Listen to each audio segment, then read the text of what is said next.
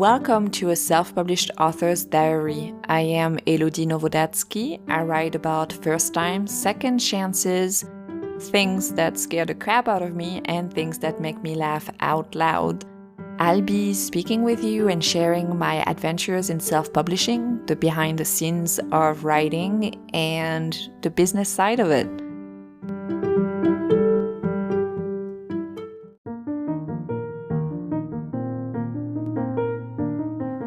And before we get started today, a small message from our sponsor, Anchor.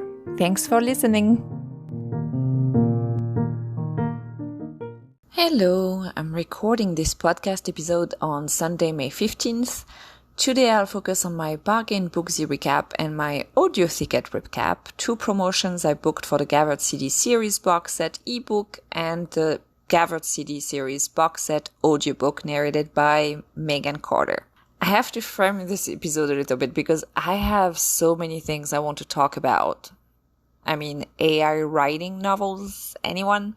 But I would need hours to do so, and I do want to read more about it before I actually talk about it. Joanna Penn had a podcast episode about it, I think, and Derek Murphy recently wrote a blog post about it as well. I also want to talk about maybe putting my books up for consignment in a local bookstore. And I've been thinking of ways to promote my bilingual books more to local high schools. Oh, and at some point I also want to talk about preparing for Christmas in July, as I need to come up with a marketing plan and advertising plan for the Leftover Bride for that month. And did I mention I'm also thinking about opening a Patreon to give full daily updates and more details and step-by-steps on my self-publishing endeavors, but wondering if it's not too much work for the possible outcome. And I also have in my mind that maybe I should do like an A to Z about self-publishing as very short snippets for the podcast. Bonus episodes. I still had interviews I want to do. So yeah, and.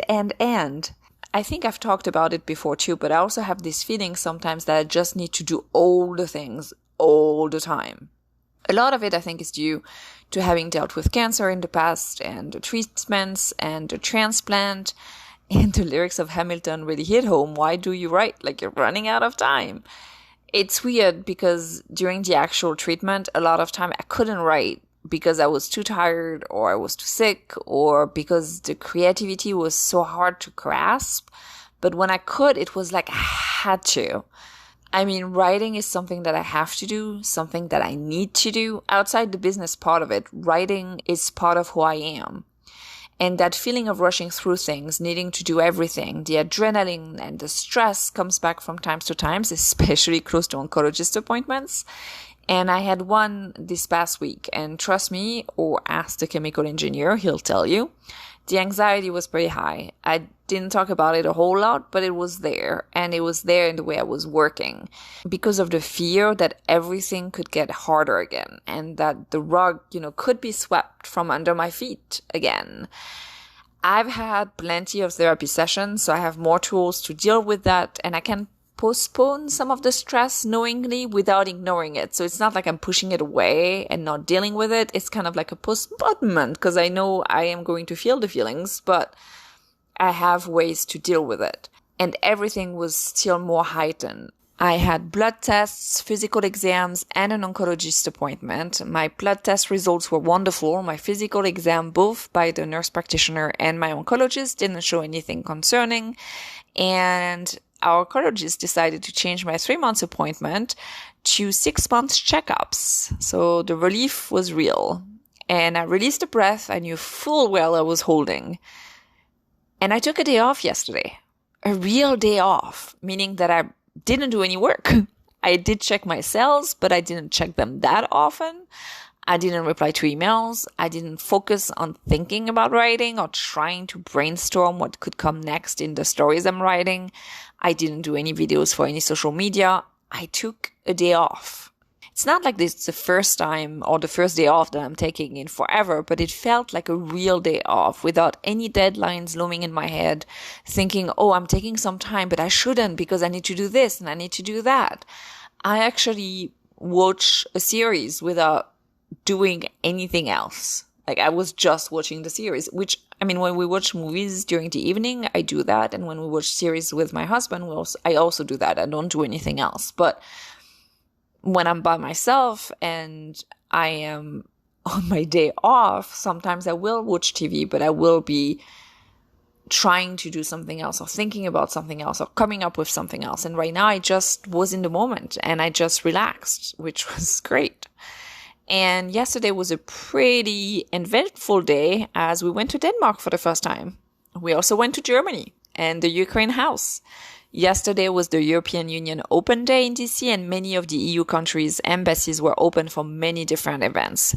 The EU Open Days added the Ukraine house to the list of open houses, and it was very, very interesting, fun, and full of emotions. And we also watched The Lost City with Sandra Bullock, and it was fun. The romance novels tropes and winks definitely made me smile. Talking about romance novels, in the movie, Sandra Bullock, who plays a romance writer, is messing up her book tour.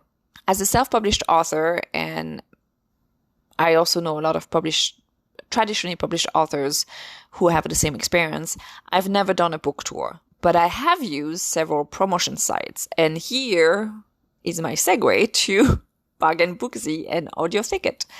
This past week, I've promoted a Kindle countdown deal for the box set of the Gathered City series with BargainBooksy and the Gathered City audiobook box set with AudioThicket. The countdown deal for the ebook was from a price of $8.99 and it includes 3 full-length books to 99 cents. The Audible link is for 1 credit for more than 20 hours of audio. The total cost of the promotion was $75. $25 for the Gathered City box set countdown deal to be sent to about 110,000 subscribers in the BargainBooksy mailing list, and $50 for the audiobook link to be sent to about 4,000 subscribers in the AudioThicket mailing list. So when it comes to that particular promotion, I chose the YA category in BargainBooksy. I scheduled it for last week, so it was a 1-day promo. The countdown deal lasted for about 5 days. When it comes to the ebook, I was disappointed with how low in the list the countdown deal was. It was toward the end of the page on the website. In the email, it may have been higher up for those people who only request YA deals, but still, I mean, it was kind of, to scroll down all the way down to see it on the website was a bit disappointing. And the fact that the book is in Kindle Unlimited makes it hard to really fully see the results of the promotion, as some people may have borrowed it without actually starting to read it. In terms of ranking, the ebook shot from more than 1 million to about 67,000. In terms of e-copies sold, sad drum rolls. I sold 12 copies of the Gathered City series box set during the promo. On the day of the promo, I only sold 4. And I had 1 return. So yay. Grand revenue for those 12 books sold during the Kindle countdown deal, $6.27. So yeah, no balloons and happy dance here. I'm going to wait a couple more weeks to see if some readers start reading it in the KU subscription and or maybe pre-order the next one in the series. Because the goal for this promo was to raise more awareness about the Gathered City series in preparation of the release in the fall, if all goes according to plan, of Miss Me, Miss Me Not, to truly see if this promo was worth it.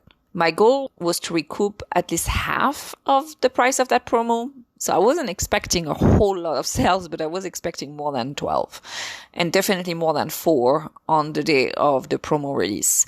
When it comes to the audiobook, it's even trickier to see how successful it's been. And let me tell you why. It's for 3 main reasons. 1, ACX does not update the sales data in real time. There are delays. ACX is the platform with which I sell Audible books. So I upload them on that ACX platform. It goes through the quality process, and then it's up on Audible, Amazon, and iTunes if I stay exclusive to Audible, which is the case for the Gathered City series box set.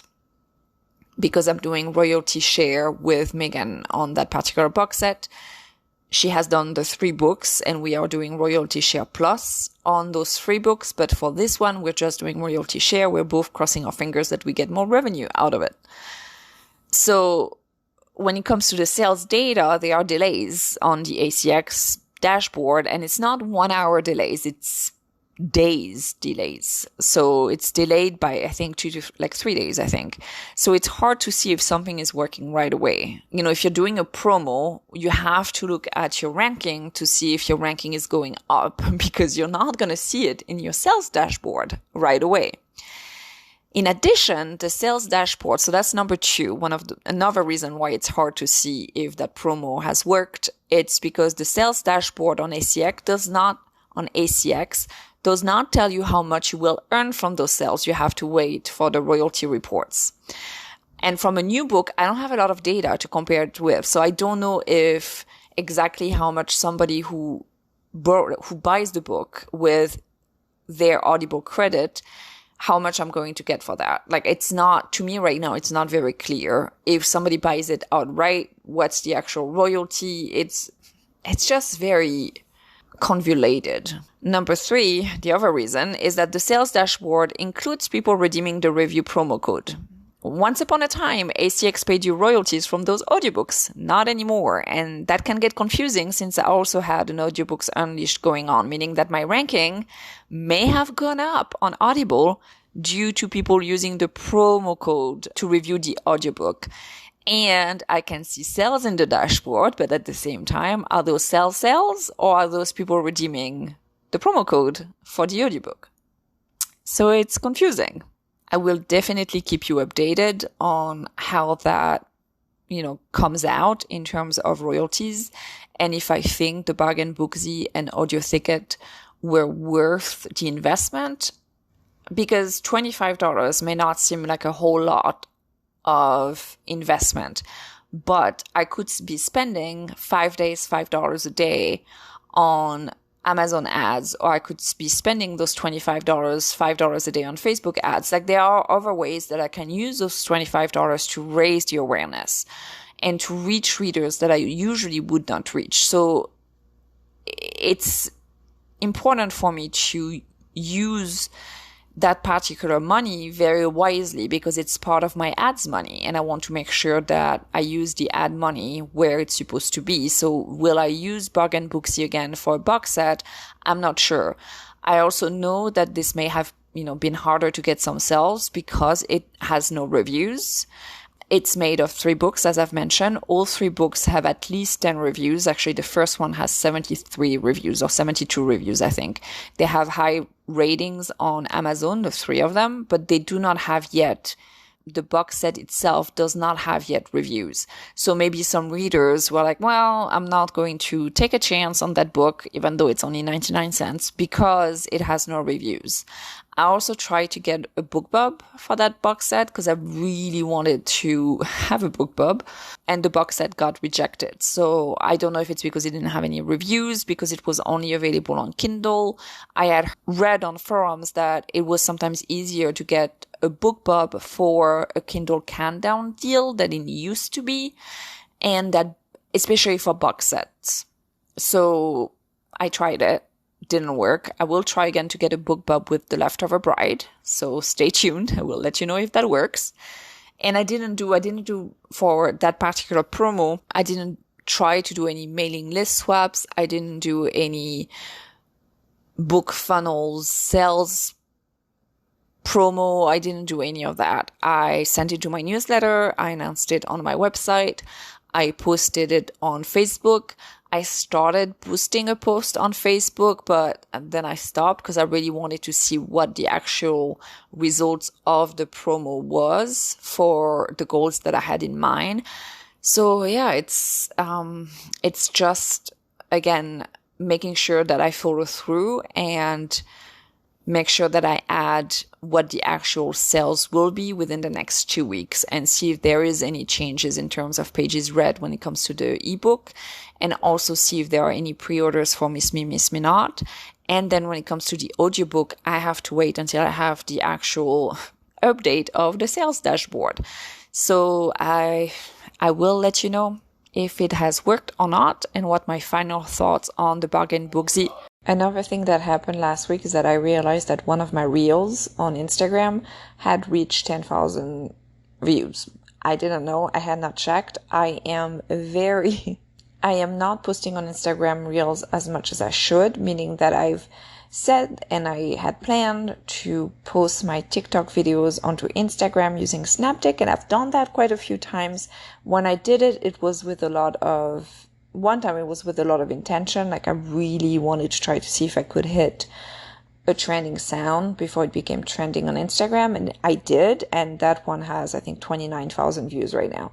But the rest of the Instagram Reels that I'm posting on the Swans Cove Romance Series account is really just trying to find music that fits the page flip that I'm doing on TikTok, and I'm not importing the music, meaning that I'm lowering the music, and then I use whatever music on Instagram is trending and what Instagram recommends to me, because I don't want to spend too much time redoing everything for another platform. And so I have checked, and my ranking on The Leftover Bride was going up, and I was like, okay, well, so that did, I guess, result in and I had a few copies of The Leftover Bride that got sold, so without me doing anything else. So my guess is that the Instagram Reels did raise awareness about the book, and is another reminder that I should really have a system on how to make sure that I'm doing, posting on TikTok and then posting on Instagram. Like, do I do it at the same time? Because then it's done. It takes a little bit of time. Should I then do like one day on TikTok and then the next day on Instagram, so that it doesn't feel like it's taking too much of my time, and I can do it with shorter tasks that I may have on my to-do list for that day? I don't know. I haven't decided yet. I also have more advice from TikTok. I talked last week about that video and asking people what advice they would have for people just starting self-publishing. And I had a few more advice. And McKenna Dean, MK Dean, whose handle is McKenna Dean Fiction, said, pick one thing at a time and master it. You don't have to be brilliant at everything right out of the box. And it resonated with me, because I think I've also had seen another video, maybe for Brian Cohen, talking about if you add something to your plate, make sure you take something away. And maybe it doesn't always work like this, but it's the same thing for picking one thing at a time and mastering it. I'm very good at not picking one thing at a time, at trying to get better at several things at the same time, but I need to be very conscious about the progress that I'm making in each part. And sometimes it could be, especially when it comes, for example, to marketing. Well, I cannot in one day or in 1 week master every single thing. If I decide to try several things at the same time, then I need to make sure that I understand that the steps I'm going to take for all those different endeavors will be slow step towards one goal. But if I dedicate my entire time to one particular topic and picking one thing at a time and mastering it, then I can maybe become brilliant at this faster. So I think, it's also a good reminder, again, that if you are trying to learn different things at the same time, that you are gentle with yourself, which was another advice from Kat Ryan, who said, be easy on yourself, which is also very true, is that you might not master something as quickly as if you had chosen one thing to try to get better at. And also a reminder that, yes, if you feel overwhelmed because you're trying to master the Facebook ads and the Amazon ads and maybe TikTok and maybe everything else, that maybe you do want to concentrate on one thing at the beginning so that it is maybe for you. And I think here again, it's a personal, you need to choose what works for you and be aware of how you want to make it work for yourself. So for example, when it comes to TikTok, for me, I am not posting as often as I did at the very beginning, because I do want to work more on the book that I'm currently drafting and revising, and also making sure that I have my Vela episodes uploaded, because those Vela episodes, at least last month, gave me a bit more income and everything. So it's something that I need to keep in mind. However, I'm not totally dropping out of TikTok because I want to make sure that I'm not losing what I have already built and that I keep aware of what's happening on the platform and everything else. But when I try to first master the TikTok videos, which I haven't, I mean, I'm still, I wouldn't say I'm brilliant at them. Definitely not. But I did, reach 1,000 followers pretty quickly on the Self-Published Authors Diaries account. And the way I did that was by posting 3 times a day for about a week, 2 weeks maybe. And I used trending sounds. I tried to figure out what was working for me. And the reason why I wanted 1,000 followers was because A, I really crossed my fingers that my content is helpful to writers, to other people.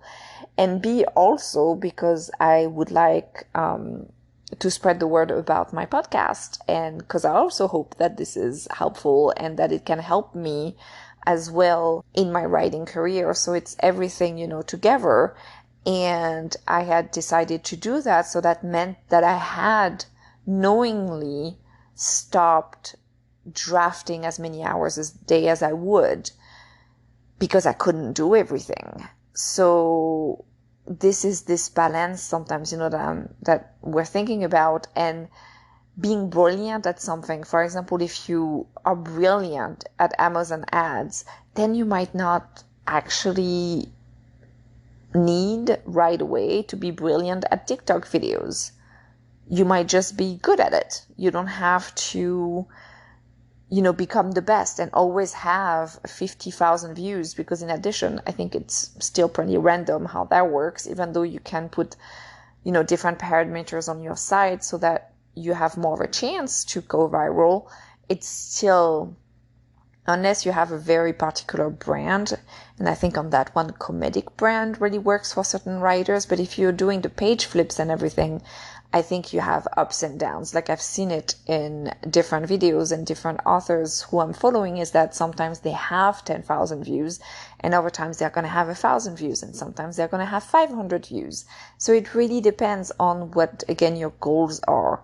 But maybe you had to first learn how to become brilliant at Amazon ads, and maybe you're hesitating between which ads to work with because you have a limited budget. Then you need to decide, okay, do I split that budget into Facebook ads and Amazon ads, or do I try one of the two first and really want to see if I'm becoming a master at it, if I'm becoming brilliant at it? And so, yeah, I really think those advices, both, from my Kenna Dean about picking one thing at a time and mastering it. You don't have to be brilliant at everything right out of the box, is very valuable. It's very valuable because you, again, can decide what that means for you.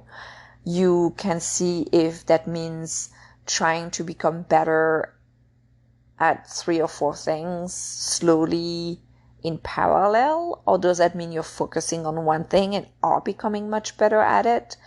Does that mean you want to hone your writing craft on a certain, level? For example, you want to become absolutely brilliant at dialogue. Does that mean you should not work on anything else? No, but that means you could concentrate on that first. So I think it's being okay with not being a master at everything from the get-go. And yeah, that makes sense. And again, it goes very well with Kat Ryan's advice on be easy on yourself. As always, thank you so much for listening. Don't hesitate to rate, subscribe, review, share with your friends. Plato the dog just woke up right now from his nap. So I'm going to take him for a walk, I think. Or he heard the word walk and he's now looking at me like, are you really going to take me for a walk? And to all writers out there, happy writing. And to everybody and to everyone, happy reading.